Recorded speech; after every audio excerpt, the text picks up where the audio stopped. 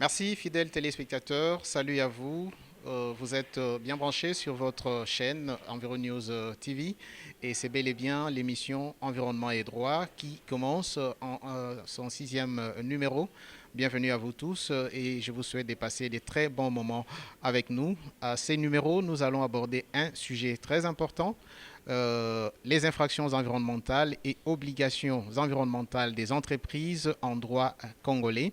C'est ça le sujet du jour et je vais en parler avec Maître Bouiza Visser Dignité.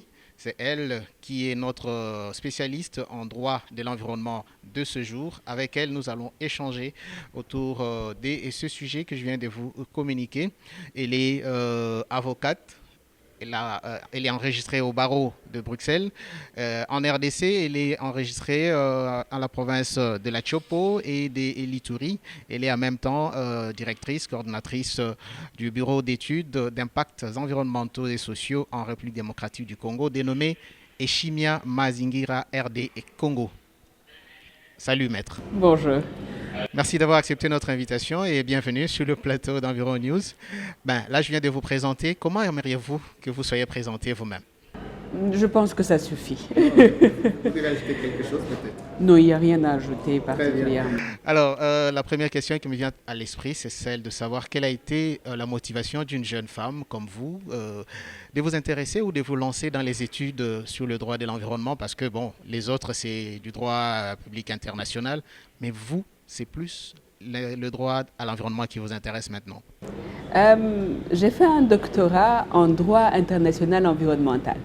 Et c'est ce qui j'étais intéressée par l'environnement depuis mon jeune âge.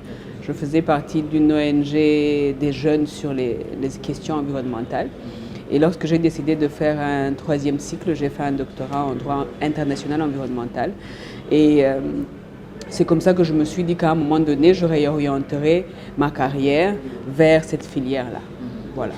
Et du monde associatif, vous vous retrouvez aujourd'hui dans l'entrepreneuriat, donc avec ces cabinets, avec ces bureaux d'études. Comment ces goûts-là vous est venu au fil des jours? Je suis de l'avis que l'on évolue tous les jours. Aujourd'hui, vous êtes journaliste, demain, vous serez autre chose. Et donc, c'est allé comme ça au gré des vagues et au gré de l'intérêt.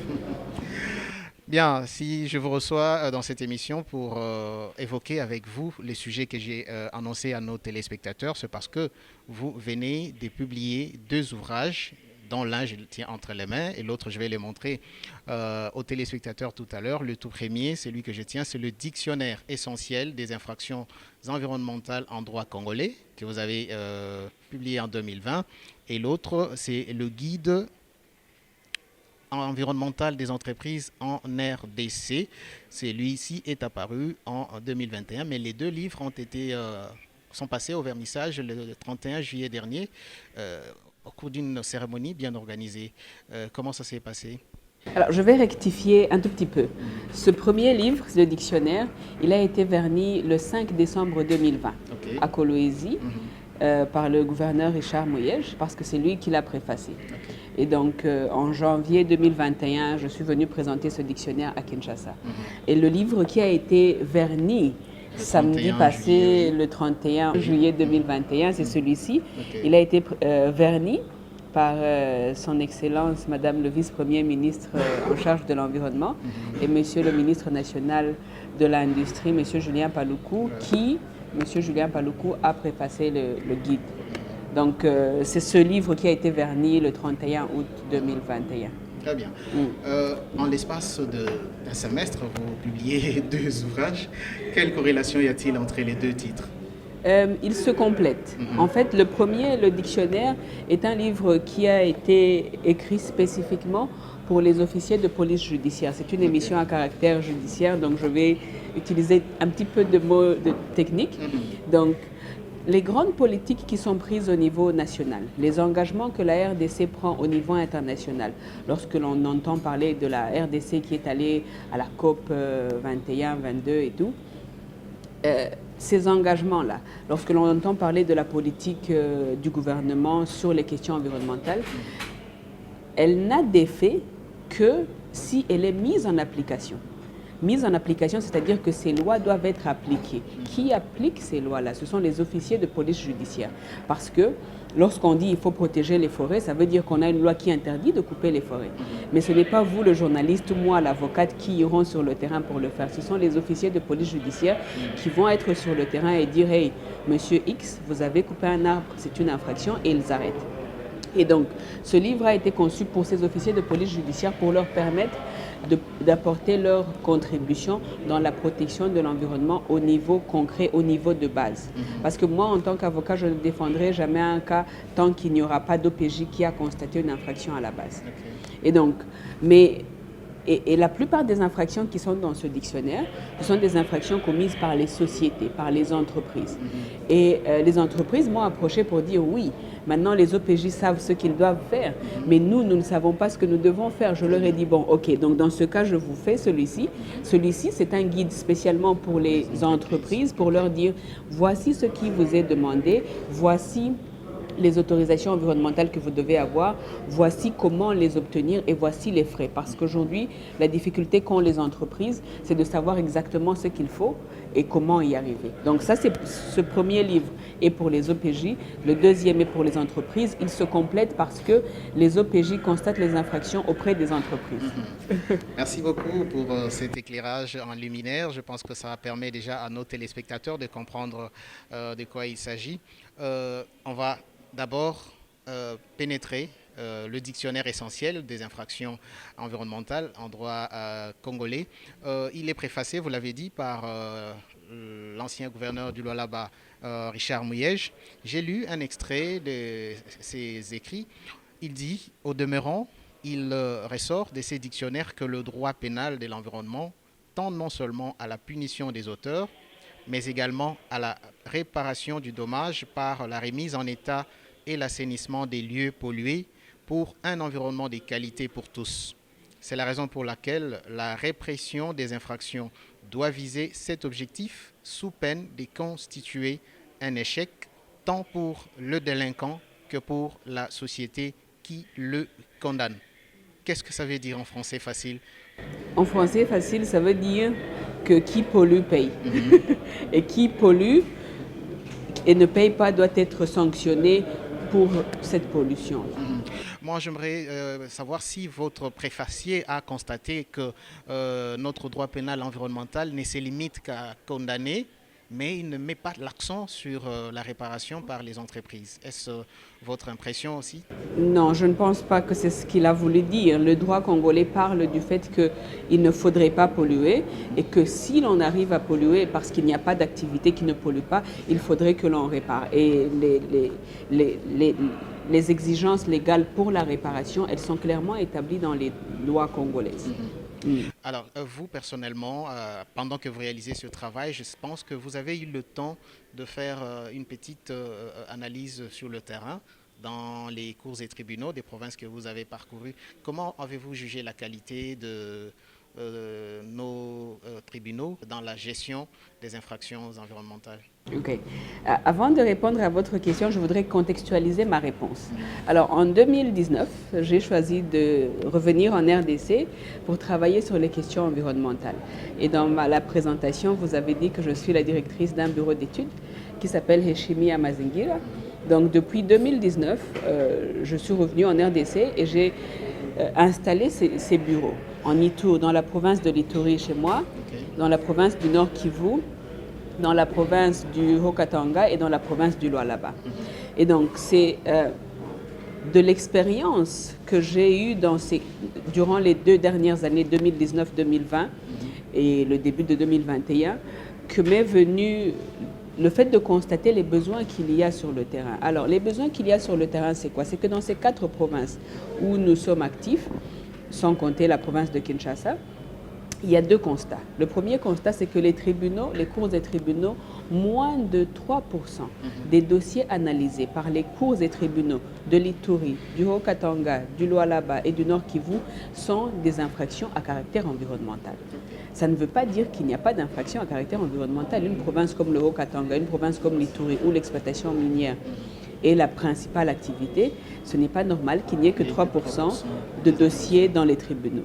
Donc ça, c'est un premier constat, ce qui veut dire qu'il y a beaucoup d'infractions environnementales qui restent impunies. Deuxièmement, le deuxième chiffre, c'est que le bureau d'études a collecté des informations sur le nombre d'entreprises qui sont installées dans les 4 provinces et qui sont ce qu'on appelle en droit environnemental les installations classées. Les installations classées, ce sont des entreprises qui ont, de par la nature de leurs activités, l'obligation de respecter l'environnement d'une certaine manière.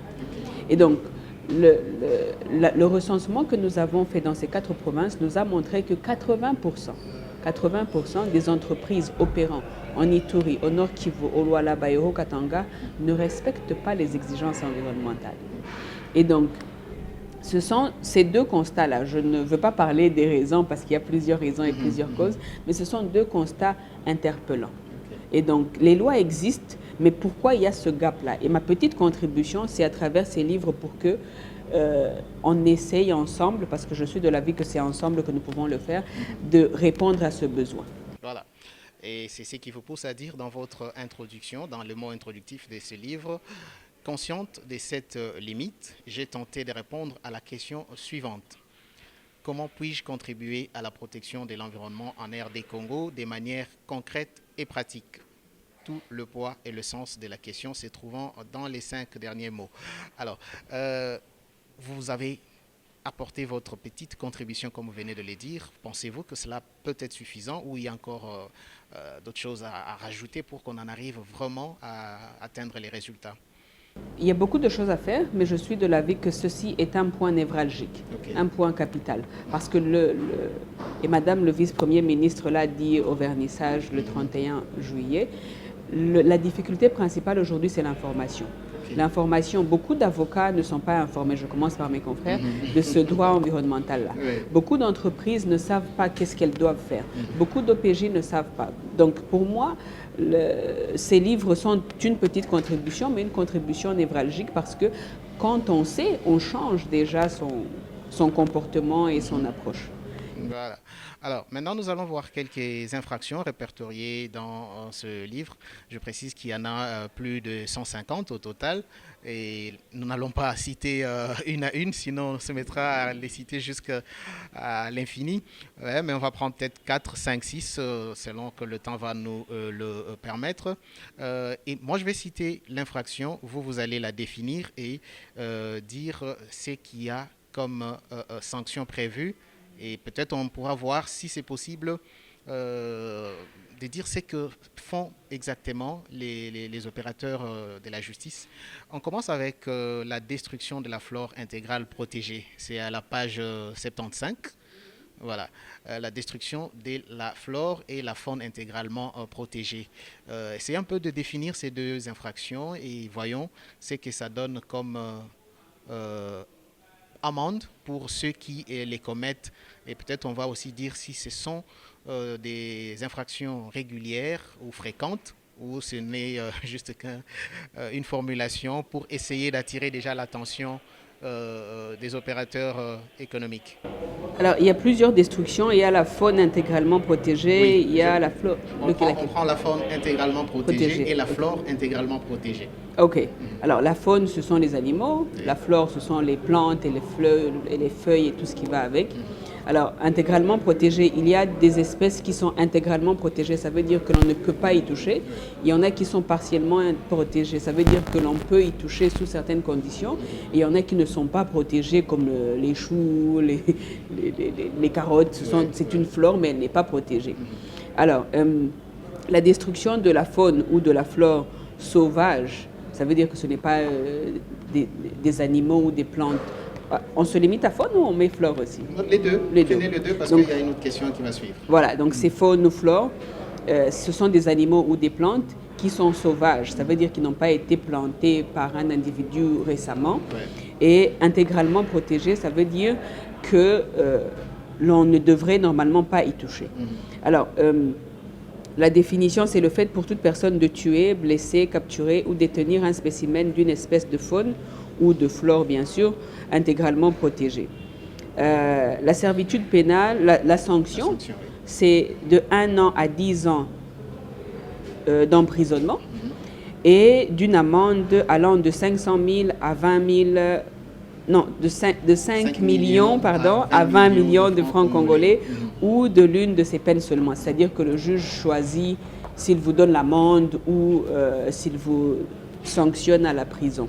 Alors ça, c'est un article, c'est une référence à l'article 78 de la loi numéro 1403 du 11 février 2014 relative à la conservation de la nature.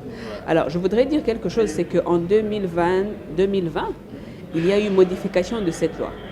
Au mois de novembre, si ma mémoire est bonne, il y a eu modification de cette loi. Pourquoi? Parce que avant la loi de 2020, de novembre 2020, les espèces intégralement protégées, j'ai dit qu'il y avait intégralement, partiellement et pas du tout protégées. Donc, avant novembre 2020, la loi interdisait toute exploitation de faune ou flore intégralement protégée. Intégrale, ça veut dire totalement. On ne peut pas y toucher. Voilà. Mais cette loi de 2020 a permis à ce que l'on puisse toucher ces espèces intégralement protégées. Je parle en exemple concret. Jusqu'en novembre 2020, personne n'avait l'autorisation de chasser un gorille. Pourquoi? Parce qu'un gorille est intégralement protégé. Mais la loi de 2020, de novembre 2020, est venue permettre à certaines personnes de toucher quelque chose. Voilà. C'est d'ailleurs la question que j'allais vous poser. Ce n'était pas anodin que j'ai évoqué ces deux infractions en première parce que ça coïncide avec cette polémique qu'il y a actuellement. Les défenseurs de l'environnement montent au créneau pour demander à ce qu'on retire carrément cette loi qui autorise que l'on puisse abattre un gorille ou un éléphant en payant, je ne sais pas moi, 1000, 1500 ou 2000 dollars. Vous, personnellement, comment jugez-vous cette loi qui autorise l'exploitation ou l'abattage de ces animaux-là, de ces espèces qui sont protégées? C'est peut-être une erreur qui s'est glissée dans le chef du législateur, parce que comme je vous ai dit tantôt, une espèce qui est intégralement protégée, elle l'est intégralement, totalement. Donc elle ne pourrait sous aucune condition faire l'objet d'une exploitation quelconque, que ce soit une espèce faunique ou de la flore. Donc je suis de l'avis qu'il faudrait rectifier ce tir pour que les espèces intégralement protégées demeurent intégralement protégées et ne puissent en aucun cas, sous aucun prix, être touchées ou atteintes. Voilà. Et en ce qui concerne la flore, si j'ai évoqué ça, c'est parce qu'il y a aussi un autre dossier, c'est celui de concessions forestières qui ont été attribuées tout récemment par l'ancien ministre de l'Environnement. Ça aussi, ça fait crier, hein, tout le monde en parle. Il a dépassé les limites, il a attribué à une seule entreprise autant de millions d'hectares à exploiter. Mais est-ce qu'on a l'assurance que dans ces concessions par lui attribuées, ces dispositions seront respectées? Est-ce qu'on verra que toutes les espèces protégées qui se trouvent dans ces concessions seront réellement protégées? Ce serait peut-être un autre son de cloche, mais je trouve que c'est une question importante et qui n'a pas été adoptée ou abordée.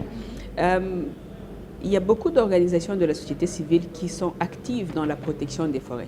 Et c'est une bonne chose. Mais il faudrait aussi qu'en faisant cela, elles tiennent en compte les aspects juridiques. Parce qu'aujourd'hui, vous et moi, nous n'avons pas besoin de poser la question si la société X, Y respectera ses obligations. Elle n'a pas le choix. Les lois sont là. La loi est dure, mais c'est la loi. La loi est là. Avant d'obtenir un permis, il y a une étape. Il y a des engagements environnementaux que la société doit prendre. Il y a des études d'impact environnemental. Dans les études d'impact environnemental, il y a un répertoire. On leur dit, voici les arbres qu'il y a, voici la flore qu'il y a, voici la faune qu'il y a, et les conditions d'exploitation.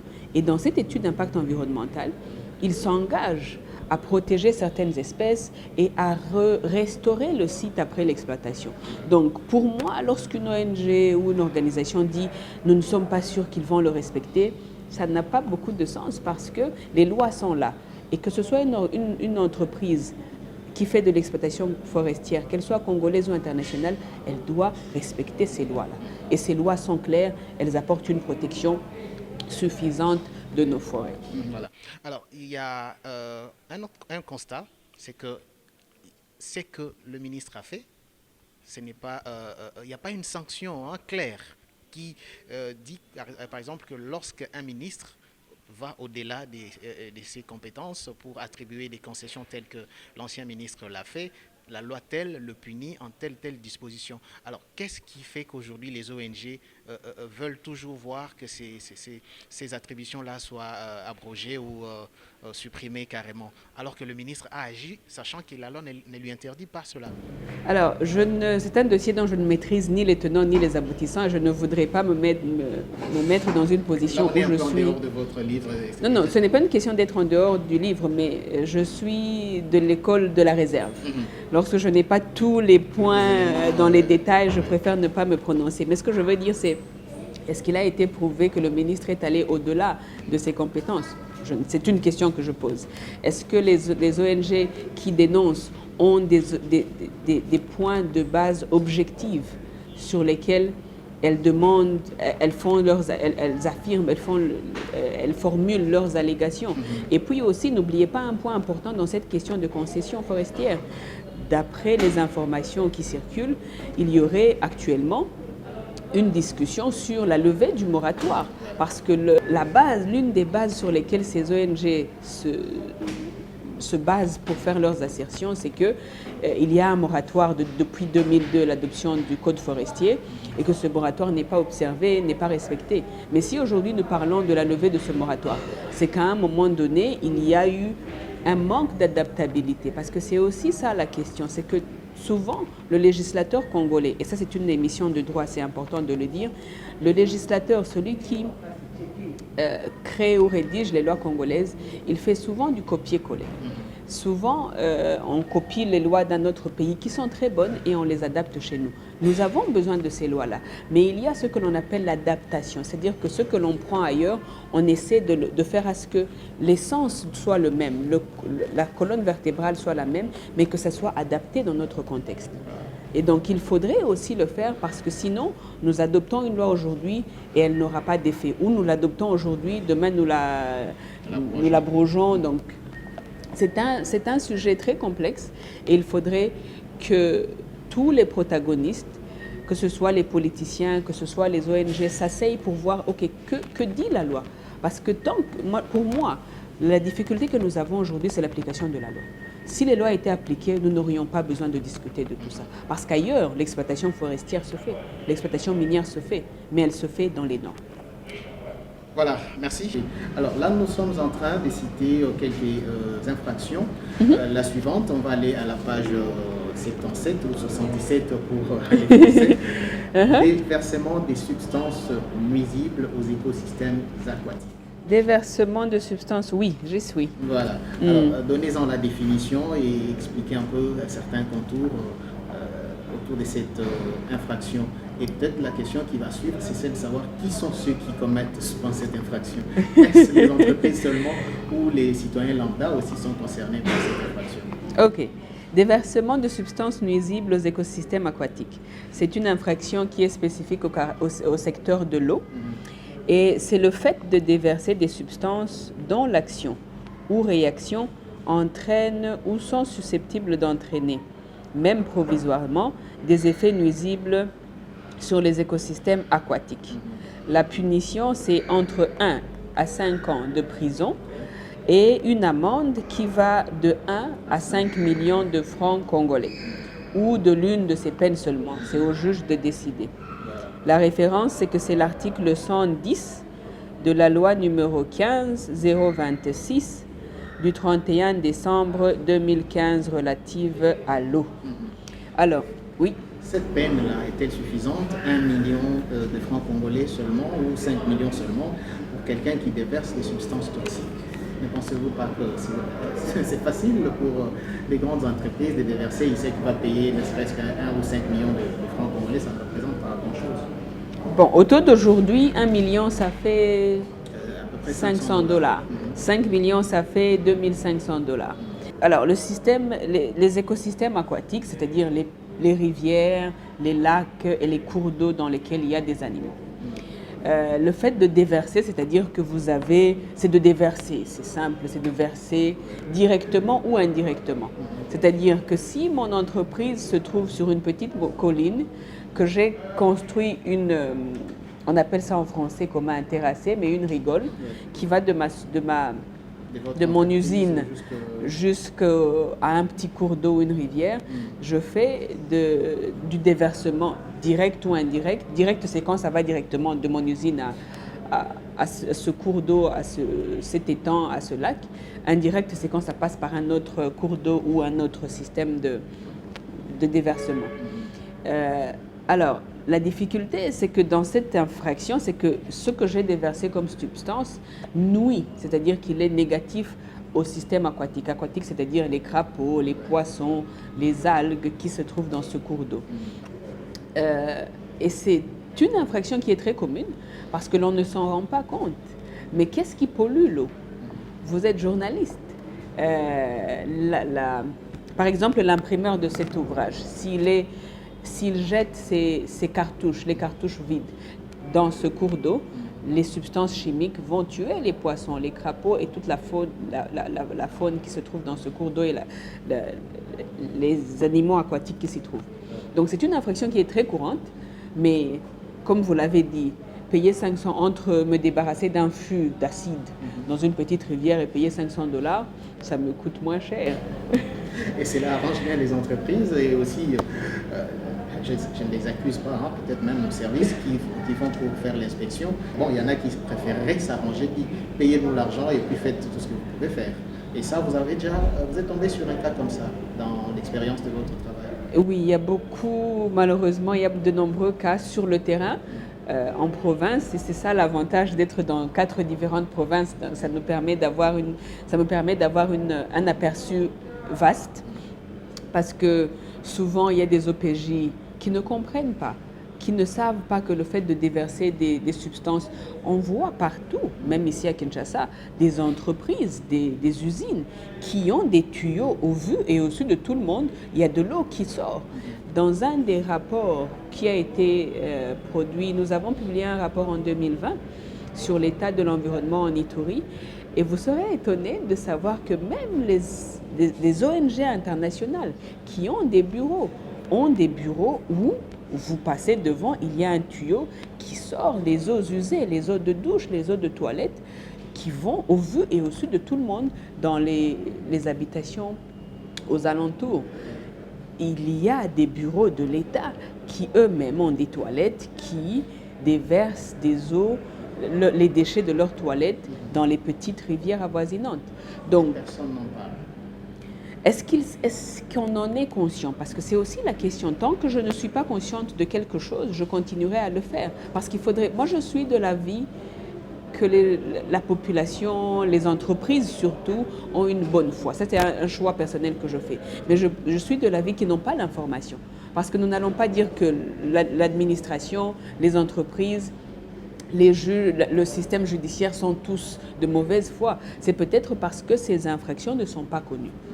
Et je me dis que la société civile, les entreprises, les médias aussi et les ONG devraient contribuer beaucoup à cette sensibilisation. Parce que vous venez de le dire vous-même, est-ce que $500, 2500, une amende entre 500 et 2500, est-ce que c'est quelque chose de consistant? C'est une question que l'on se pose. Mais si l'on ne le sait pas, donc commençons par appliquer ce que nous avons, voyons quelles sont les limites et avançons. Donc, à vous entendre, il n'y a pas que les entreprises qui commettent cette infraction, même les petits entrepreneurs ou même les citoyens dans leur domicile avec une petite usine de production peut-être de l'huile de palme à la maison, ils peuvent aussi polluer les écosystèmes aquatiques. Oui, lorsque je fabrique de l'huile de palme chez moi, lorsque j'ai un petit salon de coiffure et que je défrise les cheveux des femmes, l'eau qui descend, c'est une eau polluée. Lorsque j'ai un petit garage, toutes les huiles moteurs polluent l'eau. Donc ce ne sont pas que les grandes entreprises, des grandes industries, non. C'est dans la vie de tous les jours. Comme je vous l'ai dit, c'est l'encre de l'imprimante. Ce sont les pressings, avec tout ce qu'ils ont comme savon et substances qu'ils utilisent, mais ils déversent ces déchets dans les rivières. Voilà pourquoi les services de l'environnement doivent faire un grand travail pour que tout le monde soit sensibilisé à ce propos. Nous passons à une autre infraction, c'est le dommage environnemental que l'on trouve Quelle à la page? page 78. Page 78, dommage environnemental volontaire ou involontaire. Oui. Nous sommes là dans le secteur minier précisément. Alors, c'est le dommage environnemental volontaire ou involontaire et tout dommage causé aux personnes, aux biens et à l'environnement du fait des activités minières, même en l'absence de toute faute ou négligence du titulaire d'un droit minier et ou de carrière. La sanction, c'est la réparation des dommages aux frais du détenteur du titre, c'est-à-dire de l'exploitant, et la deuxième sanction, c'est que le titulaire ne peut être exonéré de la réparation que s'il apporte la preuve que ces dommages proviennent d'une cause étrangère à son activité minière. Et ça, c'est l'article 285 bis du Code minier de 2002. Alors, le dommage environnemental, volontaire ou involontaire, en termes simples, c'est-à-dire qu'un exploitant minier, il peut être industriel ou artisanal, parce qu'il faut aussi souligner cet aspect. Lorsque l'on parle de l'exploitation minière, la tendance est de voir les grandes entreprises, mais ça inclut aussi les coopératives minières et les exploitants miniers artisanaux. Donc c'est le fait de causer un dommage aux personnes. C'est-à-dire, l'on parle souvent dans les provinces minières, l'on parle souvent des éboulements. Donc quelqu'un est en train de travailler dans votre mine et vous causez le dommage à cette personne parce que en allant dans les mines souterraines, il y a eu éboulement, il a eu un dommage. Il y a le dommage causé à la personne, c'est le fait d'utiliser, il y en a qui utilisent le mercure dans l'exploitation de l'or. Le mercure peut lui avoir des impacts sur la peau, sur la santé, sur les poumons. C'est un dommage à la personne. Ou un dommage au bien, c'est-à-dire, c'est très fréquent chez moi en Ituri. C'était une très belle colline sur laquelle la population faisait l'agriculture ou l'élevage. Et un matin, on vient, X ou Y vient pour l'exploitation, il coupe toute la colline, il abîme toute la colline pour l'exploitation, ce qui veut dire que cette colline ne sera plus utilisée. Ça, c'est un dommage au bien ou à l'environnement, parce qu'il y a peut-être des haricots, du maïs ou d'autres plantations qui y étaient. Donc, c'est que ces deux dommages doivent être faits dans le cadre d'une exploitation minière.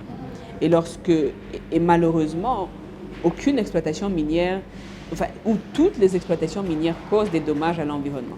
Parce qu'ils viennent creuser, bêcher, et jusque-là, ce n'est pas un problème lorsque l'on remet en état l'environnement. Parce que cette infraction, elle est à lire avec l'obligation de la remise en état.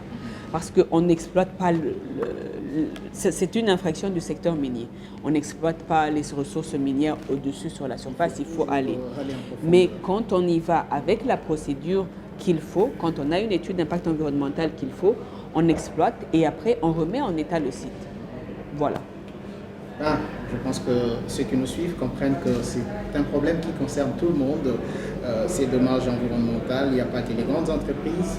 Vous êtes artisanal, vous pouvez aussi causer un dommage à l'environnement. Alors il faut savoir coopérer avec les services du ministère de l'Environnement pour pouvoir réparer. Si je peux ajouter quelque chose, le dommage à l'environnement peut être étendu à d'autres secteurs. Parce que lorsque vous êtes une ONG et que pour construire votre bureau, il faut que l'on ratisse et que l'on coupe des arbres pour construire votre bureau.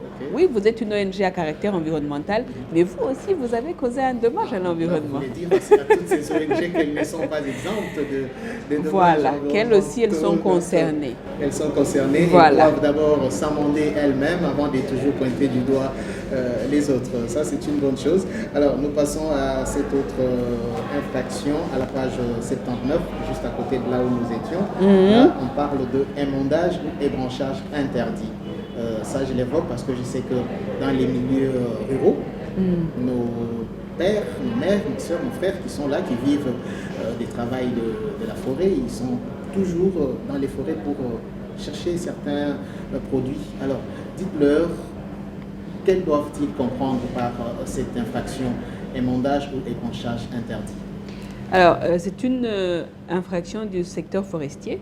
C'est le fait par quiconque de procéder à l'émondage ou l'ébranchage des arbres ou pratiquer la culture par essartrage dans une forêt classée. La punition, c'est de 6 mois à 5 ans de prison et d'une amende allant de 20 000 francs, 10 dollars, à 500 000 francs congolais, c'est-à-dire 250 dollars au taux d'aujourd'hui, ou de l'une de ces peines seulement. C'est à l'article 148, alinéa 1, 2 du Code forestier de 2002. Je voudrais souligner le fait que ça, c'est une infraction qui n'est applicable que dans une forêt classée. Donc si vous coupez les branches de votre arbre chez vous, ça vous va. Si je coupe des arbres dans mon champ chez moi en Ituri, ça va parce que c'est mon champ à moi. Ce n'est pas une forêt classée. Il y a des forêts classées, elles sont connues. Donc ce n'est une infraction qui n'est applicable que dans une forêt classée. Et aujourd'hui, il y a aussi une grande discussion, ce qui nous ramène à ce que j'ai dit tantôt sur la relevance ou l'applicabilité de certaines lois que nous importons. Parce qu'aujourd'hui, il y a un autre côté qui parle beaucoup des droits des communautés locales. Prenons un exemple. Dans une communauté donnée, lorsque vous êtes malade, on coupe les branches d'un tel arbre, on les frotte et l'on vous soigne. Aujourd'hui, on dit voilà, on ne peut plus entrer. La communauté autochtone, la population autochtone ne peut plus entrer. Qu'est-ce qu'elle va faire pour se soigner? Donc, il faudrait voir comment continuer à donner du respect à ces pratiques ancestrales, coutumières utiles, tout en les combinant avec l'environnement. Voilà. Très bien, on termine par la mise en danger des populations riveraines. C'est à la page 93 ou 93. Là, vous avez évoqué cette infraction qui est celle de la mise en danger des populations riveraines aux forêts. Ok. Le fait pour un agent forestier de ne pas aviser préalablement les populations locales riveraines qu'un feu sera allumé pour des raisons de maintien de forêt, ou de ne pas avoir aménagé un coupe-feu d'une largeur suffisante pour empêcher la transmission du feu au périmètre à protéger. La punition, c'est de 2 mois à 2 ans et d'une amende allant entre 60 000 francs, donc 30 dollars, à 1 million de francs, donc 500 dollars, ou de l'une de ces peines seulement. On le retrouve aux articles 62 et 149 du Code forestier 2002. Et il y a une petite note, c'est que les communautés et populations riveraines sont celles établies à l'intérieur, à la périphérie ou en dehors d'une forêt concernée et qui en sont tributaires à un titre quelconque. Cette définition est proche de celle d'ayant droit traditionnel, qui sont les populations riveraines localisées autour ou à l'intérieur d'une concession forestière et jouissant des droits coutumiers sur les espaces et les ressources de cette concession. En termes simples pratiques, c'est que par moment, c'est important d'avoir un feu de forêt, mais qu'il faudrait des coupe-feux. Les coupe-feux, c'est que si vous brûlez cette partie, il faudrait creuser. Le feu ne déborde pas, donc en creusant. On creuse une tranchée qui doit avoir une certaine largeur pour permettre à ce que le feu ne dépasse pas. Ceux qui habitent dans les milieux ruraux savent qu'il y a souvent eu des petits incidents où des cases brûlent parce que le feu a pris et il a fini par atteindre le village le plus proche. Donc un agent forestier qui pour des raisons d'intérêt de la forêt doit procéder au feu, premièrement, il doit aviser les villages avoisinants pour leur dire nous allons tel jour procéder au feu. Et nous avons pris des mesures XY parce que lorsque la population est informée, elle est aussi aux aguets. Elle n'est pas prise comme ça tout à coup. Donc il faut qu'il y ait une certaine collaboration entre les services environnementaux dans les milieux ruraux avec cette population qui n'a pas souvent l'accès aux lois qui sont édictées à Kinshasa et envoyées en province, qui se limitent peut-être au niveau des chefs-lieux, mais dans les villages profonds, là, les services viennent seulement pour sanctionner. Donc il faut commencer par vulgariser les lois, sensibiliser les populations pour qu'elles comprennent, qu'elles prennent conscience donc, de ce danger qu'elle est en train de mettre autour d'elles sans le savoir. Oui, mais vous êtes une émission à caractère juridique et vous savez que nul n'est censé ignorer la loi. Mais je voudrais aussi dire que l'État a l'obligation de sensibiliser ces lois-là. Est-ce que ça a été fait? je ne sais pas. Voilà. Alors, merci beaucoup, Maître Dignité Buisa. Avant de passer à la deuxième partie de notre sujet, je rappelle que nous venons de parcourir le dictionnaire essentiel des infractions environnementales en droit congolais. Il contient plus de 150 infractions qui touchent au secteur forestier. Ce secteur vient en première position avec 49 infractions répertoriées. Ça prouve l'intérêt qu'on accorde à la protection des forêts. Il y a les secteurs miniers qui suivent avec 27 infractions, des espèces protégées avec 22 infractions, mais il y a aussi le secteur minier de l'eau, de l'électricité, des hydrocarbures, ressources traditionnelles environnementales, vous en avez parlé tout à l'heure, et enfin 13 infractions communes à tous les secteurs. Vous avez fait un sacré travail et je vous félicite encore une fois. Merci. Alors, revenons un petit peu sur les ressources traditionnelles environnementales. Et comment les communautés doivent collaborer avec les services pour que ces ressources-là soient gérées de manière à ce qu'on ne soit pas toujours poursuivi pour infraction d'avoir violé l'air protégé en allant chercher ces feuilles de bois-là qui peuvent soigner la plaie. C'est en parlant d'applicabilité des lois internationales dans le secteur, dans le pays, en RDC, l'infraction des ressources, la reconnaissance des ressources et des technologies traditionnelles est une avancée significative. Parce que pour une fois, et la première fois je pense, le législateur congolais reconnaît que les communautés traditionnelles ont des connaissances utiles parce que il y a 2 infractions de ce caractère-là qui dit que lorsqu'une personne copie ces connaissances traditionnelles à caractère environnemental sans l'autorisation de ces populations autochtones, cette personne est punissable. Donc on donne déjà une valeur à ce que ces communautés traditionnelles apportent. C'est déjà une avancée. Et c'est déjà une reconnaissance. Pour moi, c'est déjà la porte d'entrée pour reconnaître que ces communautés locales qui vivent dans les forêts ou aux alentours ont quelque chose à apporter. Et surtout, on ne pourra jamais protéger les forêts, les animaux sans la contribution ou la participation de ces communautés. Donc, je suis sûre que c'est déjà en cours, qu'il y a déjà une coopération qui existe entre les services techniques et les populations riveraines, même s'il y a toujours beaucoup de frottements et beaucoup de conflits. Mais je suis aussi de l'avis que c'est en continuant avec l'appui des médias et de la société civile, les ONG, qui vont servir d'arbitre pour que ces 2 parties, que ce soit les services techniques et les populations locales, travaillent ensemble pour l'intérêt commun de la planète, parce que jusque-là, que ce soit les services de l'État ou les populations riveraines, elles vivent tous dans le même environnement. Merci beaucoup. Nous passons donc à ce deuxième livre, Guide environnemental des entreprises en RDC. Oui, c'est celui qui venait d'être baptisé le samedi 31 juillet dernier. Pourquoi vous avez pensé, vous l'avez peut-être dit, mais j'aimerais que vous reveniez un peu là-dessus. Pourquoi ce livre ? Ce livre montre aujourd'hui l'expérience que j'ai des 4 provinces où nous sommes, Ituri, Haut-Katanga, Lualaba et Nord-Kivu. C'est que, et moi c'est une conviction personnelle, les hommes et les femmes d'affaires congolais ont envie de participer à la protection de l'environnement. Et moi je leur dis, c'est possible de faire des affaires tout en respectant les exigences environnementales. La question qui s'ensuit, c'est comment ? Achetez le livre et vous comprendrez comment. Voilà, ce que vous avez dit a fait dire à votre préfacier qui est l'actuel ministre de l'Industrie, Julien Apalo-Kaonga, ancien gouverneur du Nord-Kivu.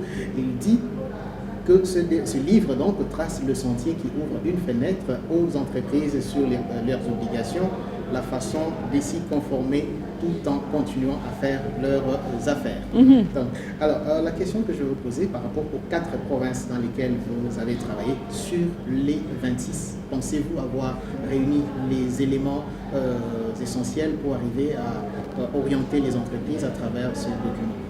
Déjà, 4 provinces sur 26, ça fait plus de 20%. Ensuite, je n'ai pas l'intention ou l'ambition de couvrir les 26 provinces. La RDC est un pays continent. Et je pense que j'en profite pour saluer l'équipe de Heshimia Mazingira et tous nos collaborateurs qui ne cessent de se couper en plusieurs morceaux pour que nous ayons ce genre d'informations. Et je suis de l'avis que ce sont des informations utiles et qui pourraient servir au minimum, à améliorer la situation dans ces 4 provinces qui sont des provinces importantes et capitales et à fort capital environnemental. L'Ituri est couverte de grandes forêts, les forêts de Mombasa, les exploitations minières de Mongwalu, ce sont de grandes exploitations, l'exploitation pétrolière du lac Albert. Le Nord Kivu, c'est le seul endroit sur cette RDC où l'on retrouve les espèces comme les gorilles et autres. Le Haut-Katanga est la première province d'exploitation de cuivre, de cobalt, le Lualaba et le Haut-Katanga. Donc, ce sont au minimum des provinces où il faudrait améliorer la situation de l'environnement, mais je suis convaincue à 200% que l'exemple de ce qui se passe dans ces 4 provinces se passe aussi ailleurs. Alors, pour comprendre déjà ce que vous dites dans l'introduction de votre livre, vous dites sur les business, l'introduction pardon, qui porte sur le business et protection de l'environnement dans les contextes congolais. Vous soulignez quelque part que le flou sur la compétence des bureaux de l'État pour traiter les questions environnementales et délivrer les autorisations environnementales pose problème.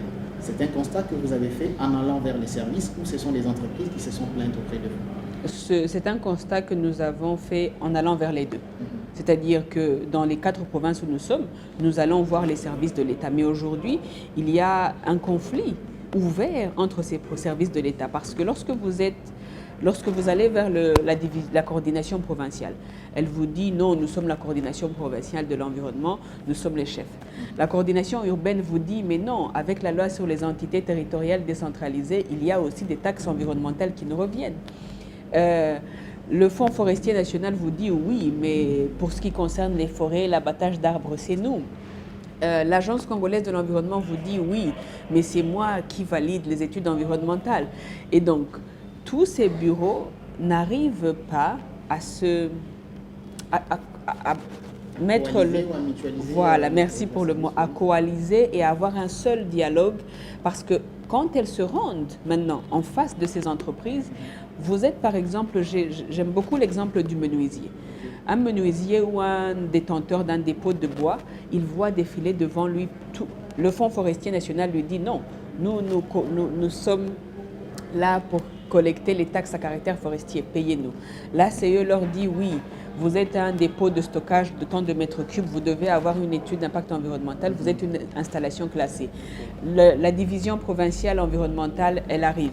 La coordination urbaine arrive. La chefferie qui dit que nous sommes une entité territoriale décentralisée payée. Donc, c'est un problème qui est et du côté des services de l'État et du côté des entreprises. Et le flou dont vous parliez tout à l'heure, c'est que lorsque une entreprise se dit « je ne peux pas continuer à toujours subir ces tracasseries, dites-moi quelle est l'autorisation environnementale que je dois avoir, que je l'ai, comme ça j'ai la paix ». Et c'est là aussi qu'il y a un flou. Parce que par exemple aujourd'hui, dans les 4 provinces dont je viens de vous parler, l'on délivre toujours les documents que l'on appelle enquête Komodo et Incomodo, alors qu'elle a été abrogée depuis 2014. Manque d'information. Voilà, et le premier chapitre, vous le consacrez aux autorisations environnementales obligatoires pour les entreprises opérant en RDC. Un peu de mots, quelles sont les démarches à mener pour avoir ces autorisations? Je sais que c'est la spécialité de votre bureau. Oui. Les démarches à mener, c'est que il y a deux démarches. La première démarche, c'est lorsque vous êtes en train d'installer votre entreprise, installation classée. Normalement, vous devriez avoir l'étude environnementale. Vous contactez l'Agence congolaise pour l'environnement pour demander si votre projet est une installation classée et qu'il a besoin d'une étude environnementale. Ils vous répondent. Lorsqu'ils vous disent que oui, vous cherchez un bureau d'études comme le nôtre, comme Echimia Mazingira ou un autre bureau, qui vous rédige l'étude d'impact environnemental et social. Ensuite, l'étude est validée par l'Agence congolaise de l'environnement. Ensuite, elle est validée bien sûr avec un panel d'experts. Ensuite, elle est renvoyée pour une enquête environnementale. Et après, lorsque l'Agence congolaise valide votre étude, elle vous donne un certificat environnemental. Ensuite, il y a l'enquête. Après l'enquête environnementale, on vous donne la base de calcul de la taxe d'implantation. C'est une taxe environnementale pour implanter votre activité. Et ensuite, vous payez la taxe rémunératoire annuelle. C'est une taxe que l'on paye par an pour l'impact environnemental qu'a eu votre projet. Et ensuite, vous avez le permis d'exploitation environnementale. Normalement, un petit point important, normalement, avant, si vous voulez par exemple ouvrir une usine, vous devriez avoir d'abord un permis d'exploitation environnementale avant d'avoir un permis sectoriel, un permis d'exploitation sectorielle. C'est-à-dire que avant que le ministère national de l'industrie ne vous permette d'ouvrir votre usine, vous devriez avoir les autorisations environnementales. Voilà. Dans le troisième chapitre, là, vous parlez des études et plans environnementaux et aussi vous parlez quelque part taxes environnementales, vous les avez catégorisées, les infractions liées à ces taxes-là et le processus de paiement. Mais je pense qu'on peut aller vite au dernier chapitre qui revient sur les sanctions pour non-observance des exigences environnementales par ces sociétés. Ces sanctions sont-elles à la hauteur des infractions que ces entreprises commettent le plus souvent? Pour moi, c'est un début, oui. Alors, il faudrait aussi souligner un point important. Il y en a qui pensent que les bureaux de l'État, que les entreprises de l'État ne sont pas sujettes à ces exigences. Je voudrais souligner le fait que les exigences environnementales contenues ici et qui sont applicables au secteur privé sont applicables aux entreprises de l'État. Donc lorsqu'on parle de Sokimo, lorsqu'on parle de Gécamine, lorsqu'on parle d'entreprises de l'État, lorsqu'on parle de réhabilitation de routes, normalement, avant de réhabiliter une route, la mairie, le gouvernorat devraient faire des études environnementales et s'octroyer les autorisations qu'il faut. Donc c'est un point important. Deuxièmement, parce qu'il y a des sanctions. Deuxièmement, les organisations internationales. Aujourd'hui, j'ai rencontré beaucoup de personnes dans les 4 provinces qui vous disent non, ça c'est un projet de l'Union européenne, non, ça c'est un projet financé par la BAD. Non, ce sont des projets qui doivent aussi respecter ces exigences environnementales. Troisièmement, les sanctions. C'est pour dire que les sanctions pour non-respect, elles sont applicables au gouvernement congolais, au projet du gouvernement congolais, au projet d'organisation internationale menées sur le territoire congolais et aux particuliers. Pour moi, les sanctions qui sont là, mais appliquons-les d'abord. Parce qu'aujourd'hui, avant de dire que les sanctions sont petites, moyennes ou peu dissuasives, il faudrait d'abord qu'on sache qu'elles existent. Parce qu'il y a aussi beaucoup d'acteurs internationaux qui vous disent « Oui, mais la RDC n'a pas de loi environnementale, elle n'a pas d'exigence environnementale », ce qui n'est pas le cas. Merci beaucoup, Maître Dignité Biza. Nous sommes à la fin. Votre conclusion sur le guide environnemental avant de dire un mot sur votre bureau d'études. Alors, ma conclusion sur celui-ci, c'est qu'il y a 148 infractions environnementales en droit congolais. Faites attention de ne pas vous faire taper dessus. Les infractions, elles sont pénales, elles existent, mais vous pouvez aussi les éviter en sachant lesquelles elles sont.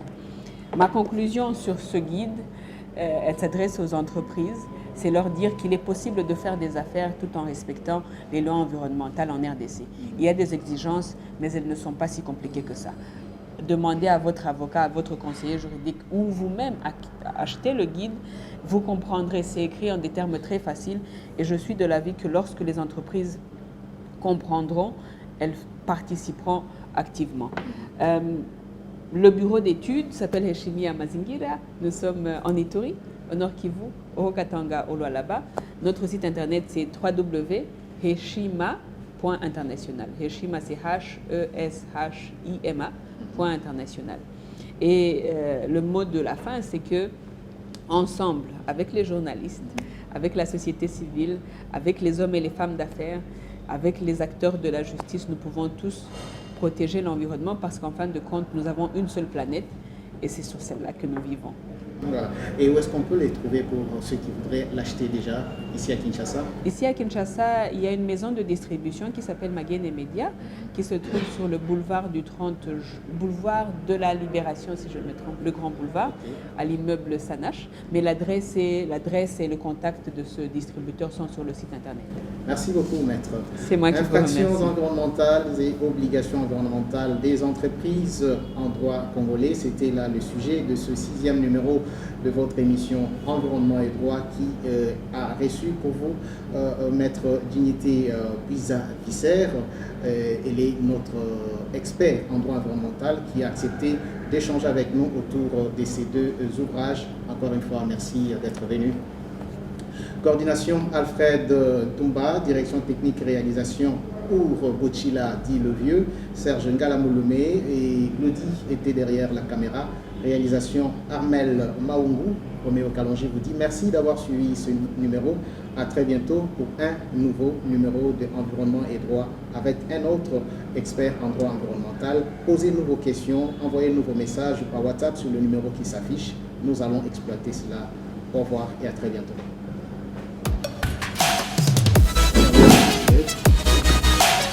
Merci. D'accord.